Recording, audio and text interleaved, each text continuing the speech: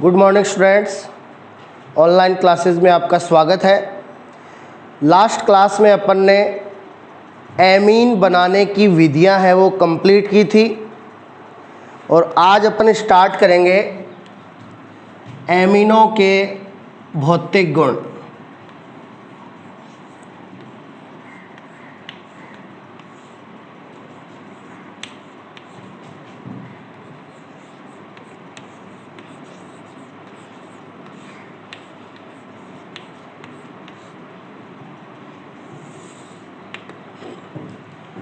अब भौतिक गुणों में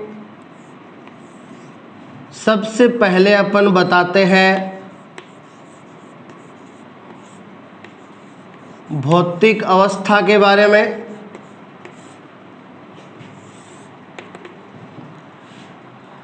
अब भौतिक अवस्था में अपन ने एक रेंज बता रखी है कार्बनिक यौगिकों के लिए कि जो कम कार्बन वाले सदस्य हैं उनकी भौतिक अवस्था गैस होती है, उससे अधिक कार्बन वाले द्रव, और जिनमें कार्बन की संख्या बहुत अधिक होती है वो होते हैं मोम जैसे ठोस, है ना। तो देखिए यहाँ पे जो प्रारंभिक सदस्य है मेथेनेमीन और एथेनेमीन, ये तो होते हैं गैस। तो प्रारंभिक सदस्य जिनमें मेथेनेमीन में कार्बन की संख्या 1, एथेनेमीन में कार्बन की संख्या 2, तो ये प्रारंभिक सदस्य हो गए गैस। और वे एमीन जिनमें कार्बन की संख्या 3 से लेकर के 11 तक होती है वो होते हैं द्रव, उनकी भौतिक अवस्था होती है द्रव। और वे एमीन जिनमें कार्बन की संख्या 12 या 12 से अधिक होती है वो होते हैं मोम जैसे ठोस।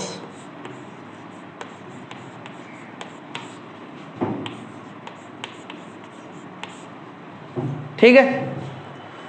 अब देखिए यदि आपसे कोई पूछ ले कि जिनमें कार्बन की संख्या बहुत अधिक होती है वो ठोस अवस्था में क्यों होते हैं, तो ध्यान रखिएगा कि जैसे जैसे कार्बन की संख्या बढ़ती है, अपन ने क्वथनांक के जब क्वेश्चन किए थे हैलोजन वाले लेसन में, तो वहाँ क्वथनांक के क्वेश्चन के लिए अपन ने ये कनेक्शन लिखा था, कार्बन की संख्या समानुपाती होती है अणुभार के, यानी जैसे जैसे कार्बन की संख्या बढ़ती है अणुभार बढ़ता है, और जैसे जैसे अणुभार बढ़ता है वैसे वैसे अंतराण्विक आकर्षण बल का मान बढ़ता है। तो जैसे जैसे कार्बन की संख्या बढ़ती है अणुभार बढ़ता है, और जैसे जैसे अणुभार बढ़ता है अंतराण्विक आकर्षण बल का मान बढ़ता है, यानी अणुओं के बीच आकर्षण बल है वो बढ़ जाता है, जिससे अणु क्या आ जाएंगे, पास पास आ जाएंगे।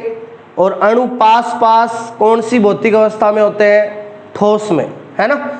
इसलिए जिनमें कार्बन की संख्या बहुत अधिक होती है वो किस में पाए जाते हैं, ठोस में पाए जाते हैं। ठीक है, इस कनेक्शन से आप बता सकते हो। तो ये एमीनों के लिए भौतिक अवस्था का पॉइंट हो गया। अब दूसरा पॉइंट गंध। अब देखो भौतिक गुण में कौन कौन से गुणों के बारे में अपन अध्ययन करते हैं, बताया हुआ आपको। भौतिक गुण ऐसे होते हैं जो या तो देख करके बता सकते हैं या महसूस करके बता सकते हैं, है ना। तो इनमें भौतिक अवस्था, रंग, गंध, जल में विलेयता, क्वथनांक, घनत्व, ये क्या होते हैं, भौतिक गुण होते हैं ना। तो अब अपन स्टडी करेंगे गंध के बारे में। अब देखिए जो निम्नतर एमीन है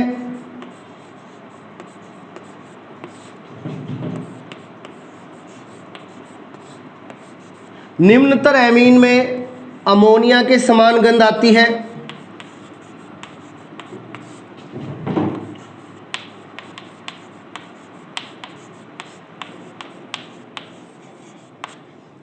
तो निम्नतर एमिनो में किसके समान गंध आती है? अमोनिया के समान।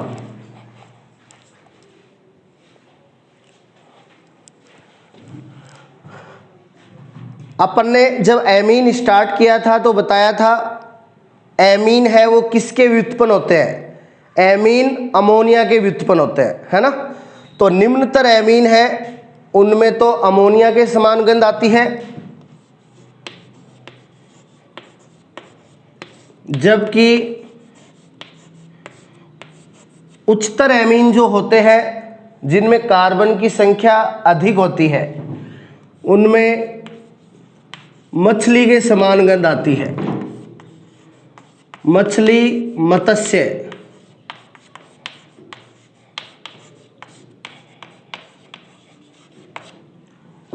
तो ये एमिनो के लिए गंध का पॉइंट हो गया।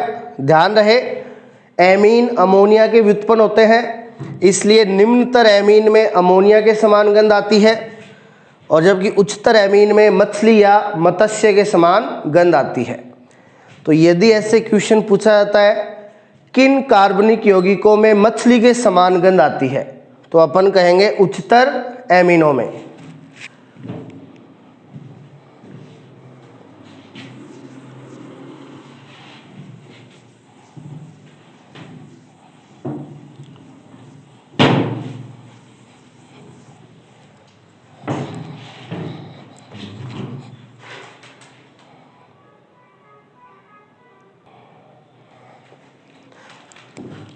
अब देखिए भौतिक गुणों में जो अगला पॉइंट है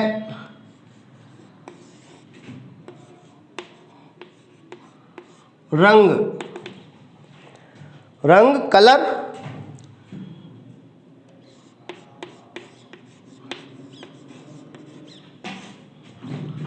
एनिलीन जो कि क्या होती है?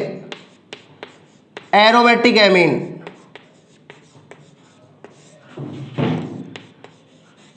एनिलीन जो कि एरोमेटिक एमीन होती है,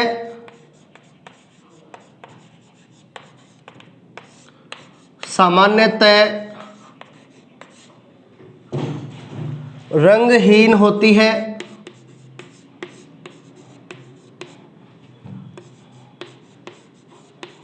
परंतु वायु में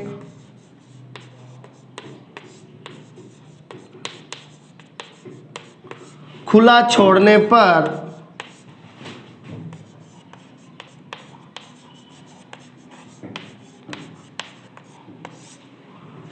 ऑक्सीकरण हो जाने से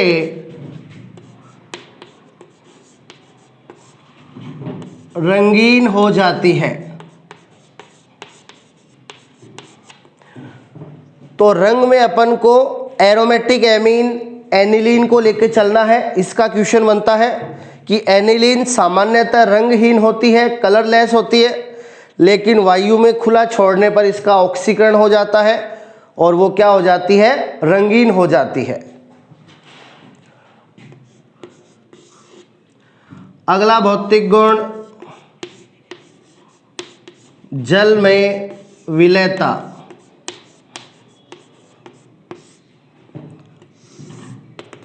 अगला भौतिक गुण जल में विलेयता, सॉल्युबिलिटी इन वाटर। तो देखिए जल में विलेयता के लिए अपन बता चुके हैं कि वे कार्बनिक यौगिक जल में विलयशील होते हैं जो जल के साथ क्या बनाए? हाइड्रोजन बॉन्ड बनाए।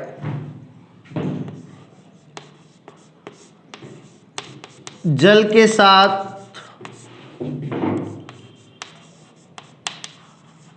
हाइड्रोजन बंध बनाने वाले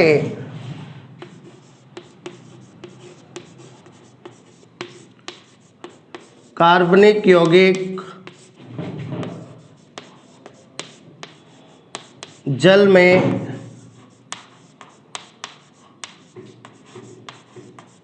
विलयशील होते हैं। अपन ने विलेयता के लिए एक सिद्धांत बताया था, समान समान को घोलता है। तो इस सिद्धांत से जितने भी कार्बनिक यौगिक हैं वो कार्बनिक विलायकों में तो घुलनशील होते हैं सारे के सारे, क्योंकि यौगिक भी कार्बनिक और विलायक है वो भी कार्बनिक, समान हो गए। तो समान समान को घोलता है कि सिद्धांत से सभी कार्बनिक यौगिक कार्बनिक विलायकों में क्या होते हैं, घुलनशील होते हैं। अब यहाँ विलायक है जल, जो कैसा होता है, अकार्बनिक होता है, जबकि एमीन है वो कैसा यौगिक है, कार्बनिक यौगिक है ना। तो कार्बनिक यौगिकों की जल में विलयता देखते हैं, तो वे ही कार्बनिक यौगिक जल में विलयशील होते हैं जो जल के साथ क्या बनाते हैं, हाइड्रोजन बंध बनाते हैं। अब देखिए, प्राथमिक एमीन में क्रियात्मक समूह होता है NH2। प्राथमिक एमीन में क्रियात्मक समूह कौन सा होता है, NH2, ठीक है।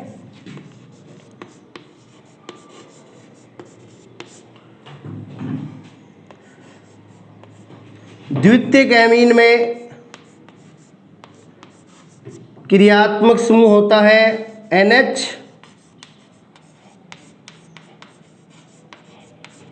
ठीक है। और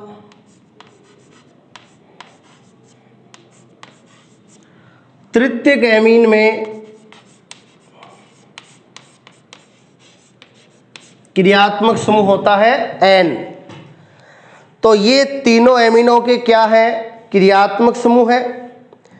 तो देखिए, जो प्राथमिक एमीन है उसके क्रियात्मक समूह में नाइट्रोजन के साथ कितने हाइड्रोजन जुड़े हैं, 2, है ना। अब हाइड्रोजन बंध कैसे बनता है, यदि 2 अधिक विद्युत ऋणी परमाणुओं के बीच हाइड्रोजन आ जाता है तो वहां एक प्रबल आकर्षण बल का निर्माण होता है जिसे हाइड्रोजन बंध कहते हैं। यानी हाइड्रोजन बंध है वो एक आकर्षण बल होता है ना। हाइड्रोजन बंध के बनने से वो पास पास आ जाएंगे और एक दूसरे में घुल जाएंगे। तो देखिए, यहां 2 हाइड्रोजन है, तो ये जो प्राथमिक एमीन है वो 2 जल के अणुओं के साथ क्या बना सकती है, हाइड्रोजन बंध बना सकती है।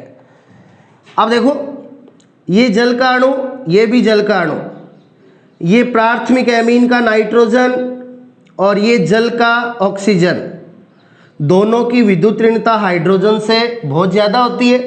नाइट्रोजन की 3, ऑक्सीजन की 3.5, हाइड्रोजन की 2.1। तो 2 अधिक विद्युत ऋणी परमाणुओं के बीच क्या आ रहा है, हाइड्रोजन आ रहा है। तो ये यहाँ बन जाएगा हाइड्रोजन है बंध। अब ये हाइड्रोजन है, ये दूसरे जल के साथ हाइड्रोजन बंध बना लेगा, है ना। तो प्राथमिक एमीन है उसमें जल के साथ हाइड्रोजन बंध बनाने की कैपेसिटी सबसे ज्यादा होती है, इसलिए एमीनों में सबसे अधिक विलयशील होती है प्राथमिक एमीन, ठीक है। अब देखिए, द्वितीयक एमीन का क्रियात्मक समूह होता है NH। द्वितीयक एमीन का क्रियात्मक समूह होता है NH। यहां पे हाइड्रोजन कितना है, 1 है। तो ये केवल जल के एक अणु के साथ क्या बनाएगी, एक ही हाइड्रोजन बंध बनाएगी, ठीक है।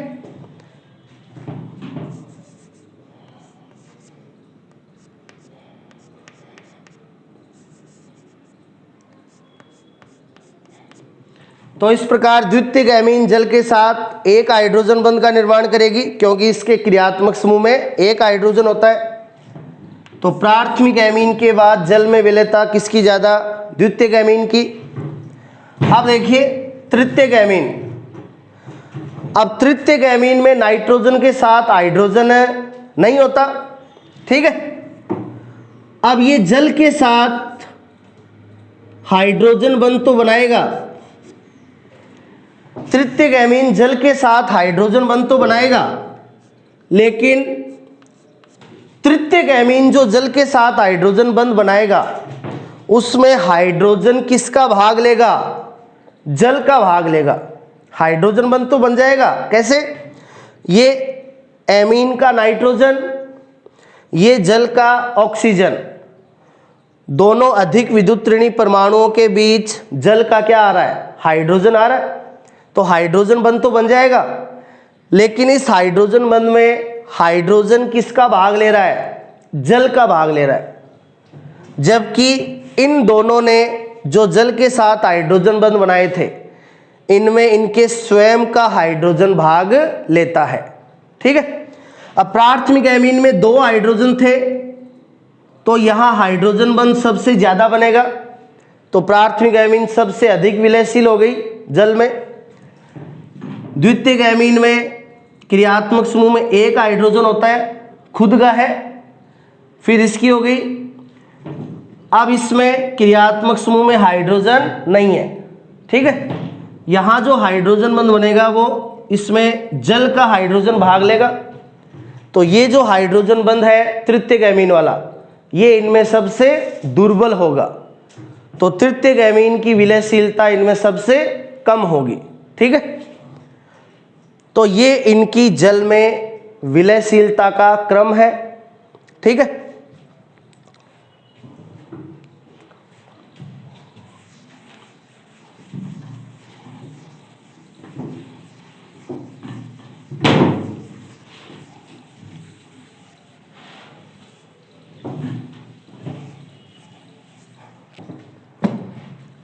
अब जैसे अपन को ये क्वेश्चन दे दिया जाए,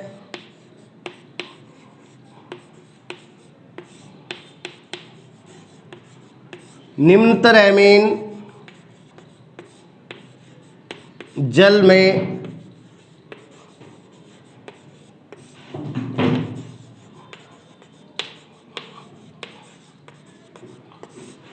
अधिक विलयशील होती है,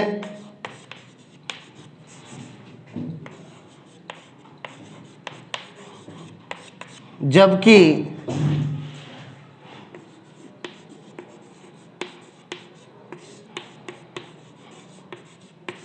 उच्चतर एमीन जल में कम विलयशील होती है।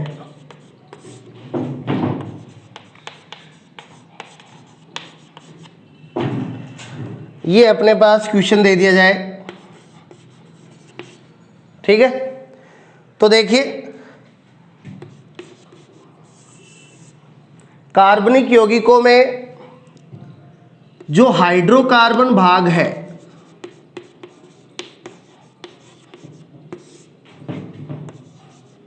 कार्बनिक यौगिकों में जो हाइड्रोकार्बन भाग है, जिसको अपन कहते हैं मुख्य कार्बन श्रृंखला,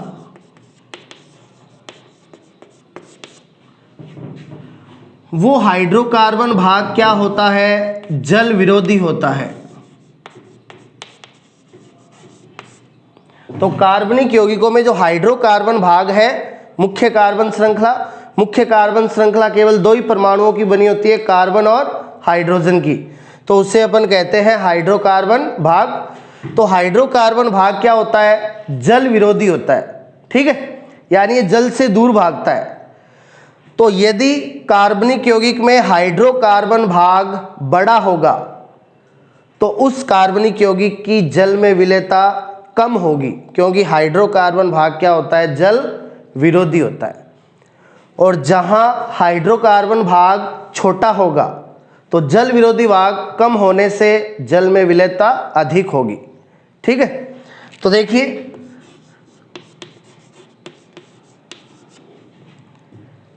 प्राथमिक एमीन, अब प्राथमिक एमीन में ये जो है आर, ये आर क्या है, मुख्य कार्बन श्रृंखला जो बनी होती है केवल कार्बन और हाइड्रोजन से। तो ये हाइड्रोकार्बन भाग है। तो जिसमें ये भाग बड़ा होगा उसकी विलेयता क्या होगी, कम होगी। यानी कार्बन की संख्या समानुपाती होती है हाइड्रोकार्बन भाग के। कार्बन की संख्या जितनी ज़्यादा होगी हाइड्रोकार्बन भाग उतना ही ज़्यादा होगा, और हाइड्रोकार्बन भाग जितना ज़्यादा होगा जल में विलेयता उतनी ही कम होगी। तो कार्बन की संख्या या हाइड्रोकार्बन भाग जल में विलेयता के क्या होते हैं? व्युत्क्रमानुपाती होते हैं। अब यदि अपन को ये प्राथमिक एमीन दे दी जाए,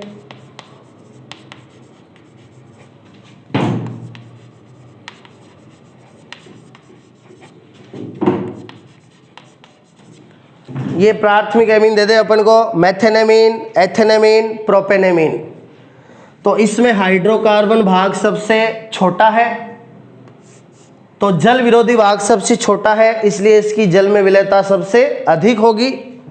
बाद में एथेनेमीन की, और सबसे कम विलेयता होगी प्रोपेनेमीन की, है ना, क्योंकि यहाँ हाइड्रोकार्बन भाग जो जल विरोधी होता है वो सबसे बड़ा है। अब बड़ा जल विरोधी भाग है, इसलिए इसकी जल में विलेयता कम होगी। ठीक है, तो निम्नतर एमीन जल में अधिक विलयशील होते हैं। कारण है हाइड्रोजन बंध तो बनाते ही है, ये तो पहले ही बता चुके हैं अपन। अब निम्नतर एमीन में कार्बन क्या होंगे? कम, यानी इनमें जल विरोधी भाग जो हाइड्रोकार्बन भाग है वो छोटा होता है, इसलिए निम्नतर एमीन की जल में विलयशीलता अधिक होती है, जबकि उच्चतर एमीन जल में कम विलयशील होते हैं। कारण उच्चतर एमीन में कार्बन की संख्या ज़्यादा, यानी जल विरोधी हाइड्रोकार्बन भाग बड़ा होता है, इसलिए इनकी जल में विलेयता कम होती है।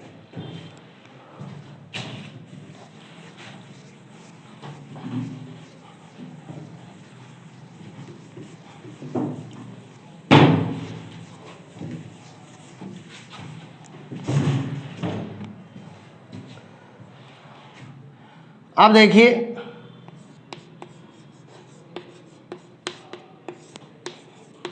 अगला पॉइंट है, पांचवा पॉइंट भौतिक गुण में लास्ट, एमीनों का क्वथनांक। एमीनों का क्वथनांक। अब जो क्वथनांक है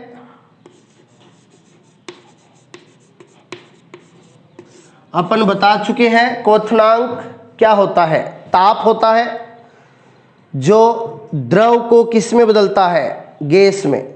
ठीक है, अब यदि अणुओं के बीच आकर्षण बल ज्यादा है तो वहां उसे गैस में बदलने के लिए ताप ज्यादा देना पड़ेगा, है ना।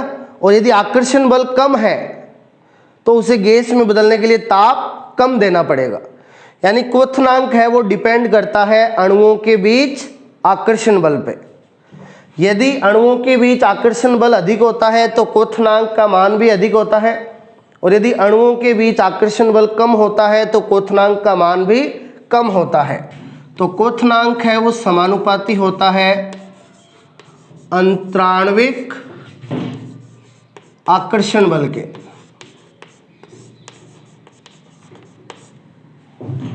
क्वथनांक अंतराण्विक आकर्षण बल के समानुपाती होता है। अब देखिए अंतराण्विक आकर्षण बल अपन को देखना है इनके दो अणुओं के मध्य। अब ये ले लिया अपन ने प्राथमिक एमीन, तो प्राथमिक एमीन में क्रियात्मक समूह होता है NH2,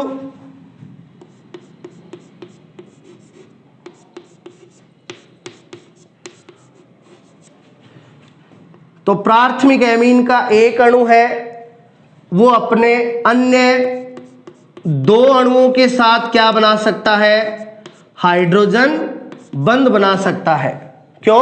क्योंकि प्राथमिक एमीन का जो क्रियात्मक समूह है उसमें कितने हाइड्रोजन होते हैं? 2 हाइड्रोजन होते हैं।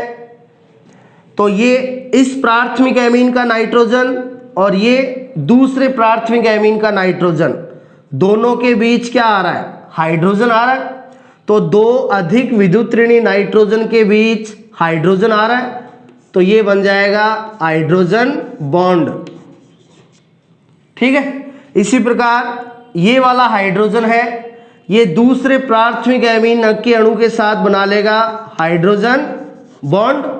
ठीक है, तो प्राथमिक एमीन में NH2 क्रियात्मक समूह होता है जिसमें 2 हाइड्रोजन होते हैं, इसलिए प्राथमिक एमीन के अणुओं के मध्य हाइड्रोजन बंध है वो मजबूत होता है, ठीक है ना।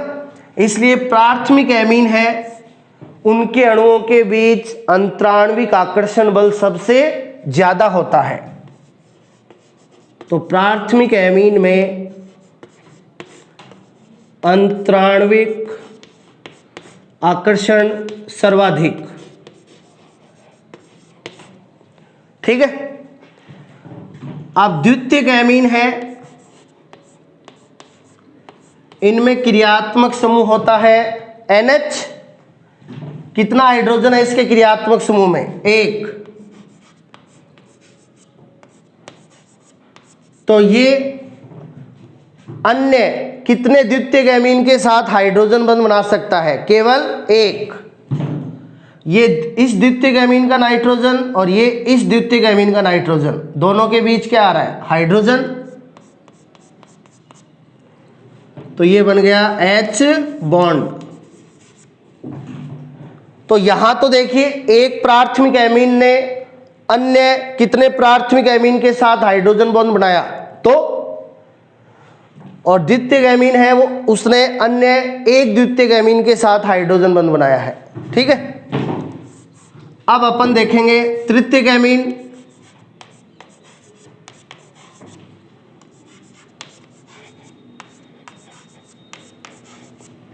अब तृतीयक एमीन के क्रियात्मक समूह में आप देख सकते हो नाइट्रोजन के साथ हाइड्रोजन जुड़ा हुआ नहीं होता है ना। तो तृतीयक एमीन के 2 अणुओं के बीच हाइड्रोजन बॉन्ड है वो एब्सेंट होता है, क्योंकि तृतीयक एमीन के क्रियात्मक समूह के साथ हाइड्रोजन जुड़ा हुआ नहीं होता। तो तृतीयक एमीन के 2 अणुओं के बीच हाइड्रोजन बंध का निर्माण नहीं हो सकता, ठीक है। इसलिए तृतीयक एमीन के 2 अणुओं के बीच आकर्षण बल सबसे कम होगा, इसलिए तृतीयक एमीन का क्वथनांक है वो भी सबसे कम होगा, है ना। तो यहां पे अपन देख सकते हैं हाइड्रोजन बंध सबसे ज्यादा मजबूत किसका? प्राथमिक एमीन का, क्योंकि इसमें क्रियात्मक समूह होता है NH2, ठीक है। ये अपने अन्य 2 अणुओं के साथ 2 हाइड्रोजन बंध का निर्माण करता है, तो यहां आकर्षण बल सबसे ज्यादा होगा, तो इसका क्वथनांक सबसे ज्यादा। फिर द्वितीयक एमीन का और तृतीयक एमीन में 2 अणुओं के बीच हाइड्रोजन बंध का निर्माण नहीं होता, तो तृतीयक एमीन में अंतराण्विक आकर्षण बल है वो सबसे कम होता है, इसलिए तृतीयक एमीन का क्वथनांक है वो सबसे कम होगा, ठीक है। तो ये प्राथमिक एमीन, द्वितीयक एमीन और तृतीयक एमीन में किसका क्रम है? क्वथनांक का।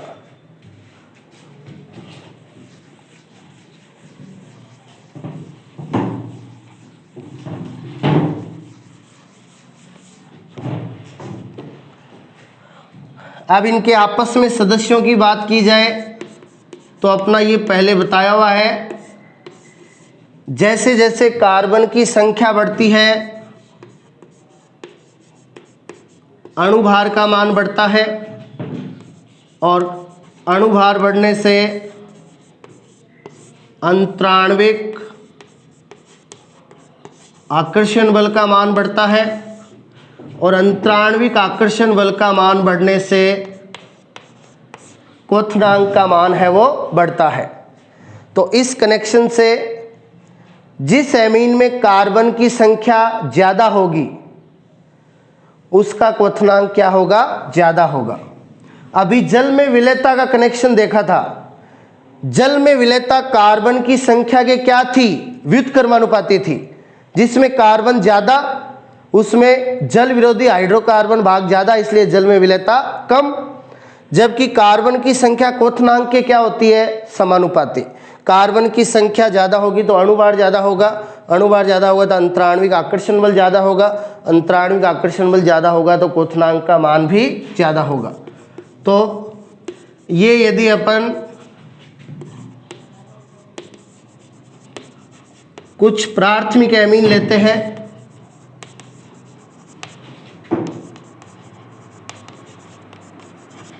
ठीक है।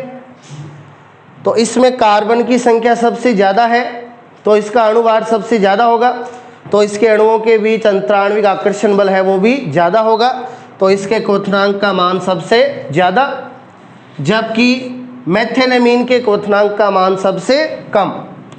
तो ये इनके क्वथनांक का क्रम है।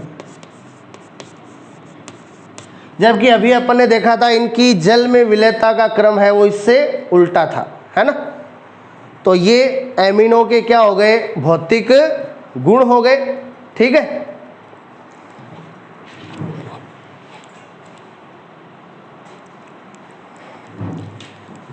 तो एमिनो के भौतिक गुण है वो कंप्लीट है। नेक्स्ट क्लास में अपन एमिनो के रासायनिक गुण स्टार्ट करेंगे। Thank you.